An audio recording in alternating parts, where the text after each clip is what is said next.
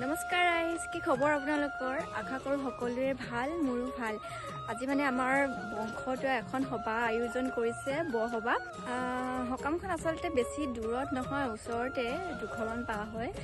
তো তালৈকে গৈ আছোঁ। তো আপোনালোকৰ যদি ভাল লাগে তেনেহ'লে ভিডিঅ'টো শেষলৈকে চাব আৰু লাইক কৰিবলৈ নাপাহৰিব।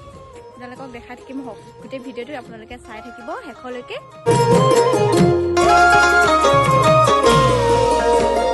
गुरु